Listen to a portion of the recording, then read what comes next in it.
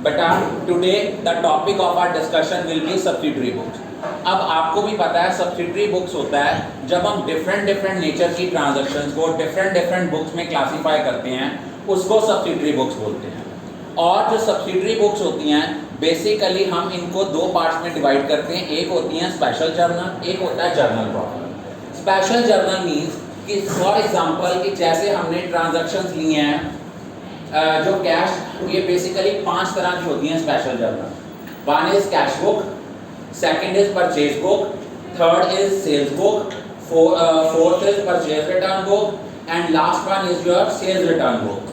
Cash book जो होती है, कैश बुक रिकॉर्ड करती है कैश और बैंक ट्रांजैक्शंस को, और परचेज बुक रिकॉर्ड करती है सिर्फ क्रेडिट परचेज ऑफ गुड्स को, not of assets. Cell book record करती है credit sale of goods, not of asset. Purchase return book क्या शो करती है? परचेज रिटर्न बुक रिकॉर्ड करती है उन गुड्स की रिटर्न जो हमने परचेज की थी ऑन क्रेडिट, और सेल्स रिटर्न बुक जो है उन चीज़ों की रिटर्न शो करती है जो चीज़ें हमने सेल की थी क्रेडिट पे। और जो ट्रांजैक्शन किसी सब्सिडरी बुक में नहीं आती वो कहाँ आती हैं? जर्नल प्रॉपर में। अब मेन प्रॉब्लम क्या है? कैश बुक आपने कर ली, सेल्स बुक में हम लोग क्या, परचेज बुक जब भी बनाते हैं क्या करते हैं? डेट, पर्टिकुलर्स, यहां लिखेंगे LF या invoice number, details and bar net में आ जाएगा अमाउंट। ये आपका फॉर्मेट है परचेज बुक का। और परचेज बुक में हम लोग सिर्फ वही ट्रांजैक्शन लेते हैं credit purchase of goods. For example आपका इलेक्ट्रॉनिक लाइट्स का बिजनेस है और अगर आपने कोई कंप्यूटर लैपटॉप बाय किया है, क्या आप उसको अपनी परचेज बुक में रिकॉर्ड करोगे? नहीं करेंगे, क्योंकि जो लैपटॉप है या कंप्यूटर है ये आपकी गुड्स नहीं है, ये आपके एसेट्स है। गुड्स का मतलब होता है वो चीजें जिनमें हम बिजनेस डील करता है उसको गुड्स बोलते हैं। फॉर एग्जांपल आपका कपड़े का काम है, उसमें डील करते हो, वो गुड्स है।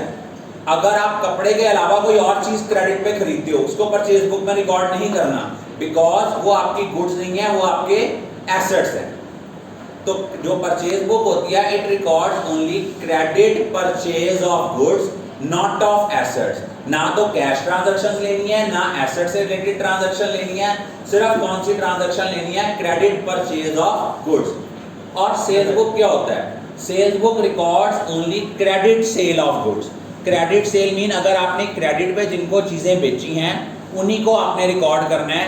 अगर आपने कैश में गुड्स बेची हैं, एसेट्स बेचे हैं, चाहे एसेट्स क्रेडिट पे भी बेचे हों, even then it will not be recorded. उसके बाद अब आपका आता है, एक आती है purchase return book. Purchase return book जो होती है इसको हम लोग रिटर्न आउटवर्ड बुक भी बोलते हैं। अब आपके माइंड में एक क्वेश्चन अराइज होगा कि जब हम परचेज रिटर्न बुक बनाते हैं, इस केस में हम एक वर्ड यूज करते हैं debit note. Why debit note? जिनसे आप गुड्स क्रेडिट पे खरीदते हो वो आपके क्या हैं? क्रेडिटर्स। और क्रेडिटर्स आपकी क्या है? लायबिलिटी है। और लायबिलिटी जब भी इंक्रीज होती है तो क्रेडिट होगी, डिक्रीज होगी तो डेबिट होगी। जब हम किसी से खरीदी हुई चीजें वापस देते हैं हमारी लायबिलिटी क्या होती है? कम। तो जब लायबिलिटी कम हो रही है इस कारण हम लोग उसको क्या करेंगे? डेबिट करेंगे। और उसके लिए जो वाउचर इशू करते हैं उसको बोलते हैं डेबिट नोट। जब भी आपकी परचेज रिटर्न बुक बनती है हम लोग यहाँ क्या लिखते हैं? Date, particulars, debit note number, details और आगे हम लिखते हैं अमाउंट। अब हमने इसमें वर्ड डेबिट नोट क्यों यूज की टर्म? डेबिट नोट इसलिए टर्म यूज करते हैं क्योंकि क्रेडिटर आपकी लायबिलिटी है और जब भी आपकी लायबिलिटी इंक्रीज डिक्रीज होती है उसको हम लोग क्या करते हैं? डेबिट करते हैं। लेकिन अगर हम लोग सेल्स रिटर्न बुक बना रहे हैं, सेल्स रिटर्न बुक का दूसरा नाम जो होता है that is return inward book. Inward word क्यों यूज किया? इनवर्ड वर्ड यूज करने के पीछे लॉजिक ये था कि इसमें गुड्स आपको वापस आती हैं। जब आपको गुड्स आती हैं उनको हम इनवर्ड बोलते हैं, और सेल्स रिटर्न बुक या रिटर्न इनवर्ड बुक में क्रेडिट नोट बनता है, क्योंकि जिनको हम क्रेडिट पे चीजें बेचते हैं वो आप उनको बोलते हैं डेटर्स। डेटर्स क्या होते हैं? एसेट्स। और जब भी आपके एसेट्स इंक्रीज होते हैं तो डेबिट होते हैं, डिक्रीज होंगे तो क्रेडिट होंगे। इसीलिए सेल्स रिटर्न बुक में हम लोग उसके लिए टर्म यूज करते हैं क्रेडिट नोट। जहां पे परचेज रिटर्न में आया डेबिट नोट, अगर यही सेल्स रिटर्न बुक होती तो यहाँ पे डेबिट नोट की जगह क्या आ जाना था? Credit note number. यहाँ पे हमने क्या लिखना था? Credit note number. ये आपके लिए ये चीजें याद रखनी जरूरी है। अब आपके माइंड में क्वेश्चन अराइज होगा, सर जर्नल प्रॉपर किस लिए बनता है?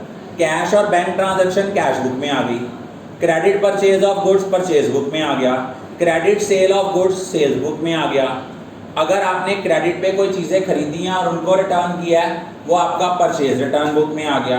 क्रेडिट पे कोई चीजें बेची हैं, अगर उनको रिटर्न किया है, वो सेल्स रिटर्न बुक में आ गया। तो सर जर्नल प्रॉपर में क्या आएगा? जर्नल प्रॉपर का मतलब होता है उसमें सारी वो ट्रांजैक्शन आएंगी जो किसी भी सब्सिडरी बुक में रिकॉर्ड नहीं हुई। जो ट्रांजैक्शन किसी भी सब्सिडरी बुक में रिकॉर्ड नहीं हुई वो कहाँ आएंगी? जर्नल प्रॉपर में।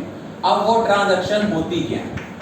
देखो, पहले हम लोग वो ट्रांजैक्शन लेंगे जिनमें कैश और बैंक दोनों इन्वॉल्व नहीं है, ना तो वो परचेज है ना वो सेल्स है। For example depreciation charge on asset.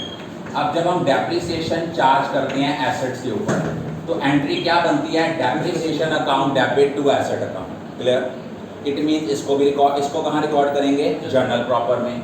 Second, कोई आपका इंटरेस्ट ऑन कैपिटल है, इसकी एंट्री बनती है interest on capital account debit to capital account. यहाँ आपकी कोई इंटरेस्ट ऑन ड्राइंग बनती है, इनको हम रिकॉर्ड करेंगे यहाँ पे। कोई आपने डिस्काउंट रिसीव्ड किया है, इसको करेंगे। कोई आपने डिस्काउंट अलाउ किया है, इसको भी जर्नल प्रॉपर में रिकॉर्ड करेंगे। और उसके बाद अगर आप लोगों ने कोई एसेट खरीदा है, purchase of asset on credit है, उसको भी यहाँ लेंगे। Purchase of asset on credit, it will be recorded in the journal proper, क्योंकि ये गुड्स नहीं है। अगर ये गुड्स होती और क्रेडिट पे खरीदी होती तो इसको कहाँ रिकॉर्ड करते? परचेज बुक में। I think all of you are clear about this topic.